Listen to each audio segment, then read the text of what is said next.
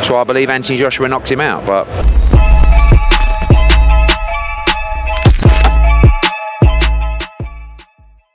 this is Jonathan Aggie, your fifth Pro Boxing Fans, joined by Eddie Hearn. Talking is almost done. Haney Prograis goes down tomorrow live on DAZN pay-per-view and DAZN in the UK, am I right?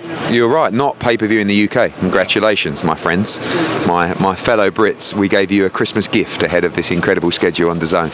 And yeah, big fight tomorrow night. You can see by everything, the promotion, you know, the weigh-in coming up. Doors are opening in about 10 minutes. Buzzing for the fight. Can't wait. Now, one thing I wanted to ask you is... Gonna have some C4. Little plug there. One thing I want to ask you, you obviously worked with Devin Haney 4 years ago or so. What's the difference now between that Devin Haney and the one now in terms of marketability, the fighter himself? Oh, it's gone to another level. You know, when we started, he didn't really have much of a profile. We built him fantastically well. Then he went on Top Rank ESPN for 3 fights. Obviously, that continued to raise his profile. And now comes back, sells out the venue in San Francisco. So, one of the stars of the sport. And for Regis, this is the fight that gives him that scalp to become a star of the sport, you know. So the only thing that's really changed, quite funny, we were talking earlier, is obviously his team's got bigger and he's become a little bit more of a diva than he was.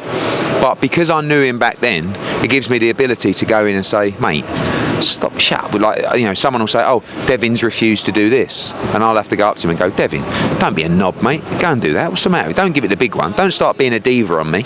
And he, like, you know, I've got the ability to do that. So it's a good relationship. But I wish both guys the best. You know, this is a massive night for them. This is the night that takes them from several $1 million to many, many more millions of dollars. So good luck to both.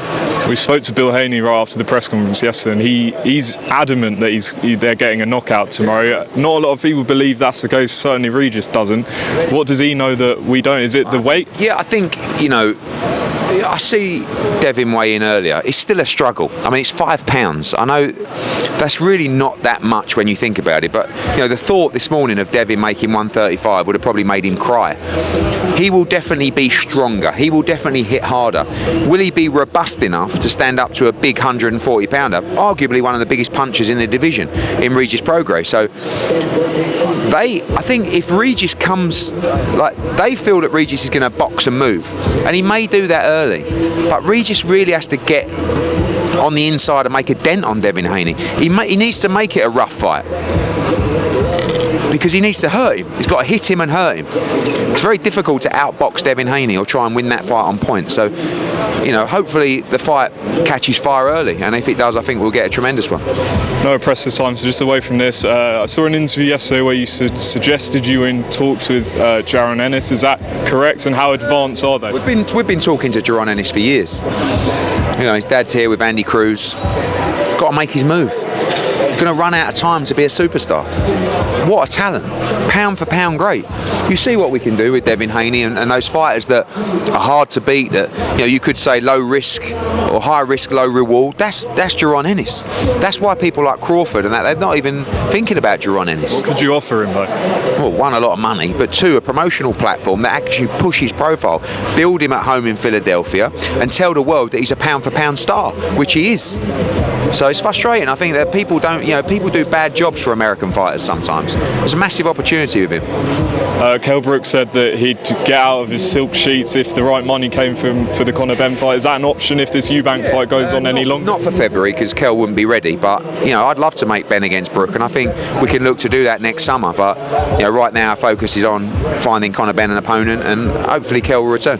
Would Warrington rematch any progress? Yeah, we're waiting on Nottingham Forest to confirm the date, and when we do, we'll be looking to make that happen. Finally, John Fury said he's seen a decline, not in Tyson's ability, but in his strength, power and condition. Do you agree with that? Have you seen a decline in those attributes? Yeah, for sure, in the last fight. I mean, he's getting older, you know, and he's been up and down, and he's had a lively life, and that's what happens to a fighter. So I believe Anthony Joshua knocked him out, but you know, we'll see what happens in the Usyk fight. Hey, thanks for your time. Cheers.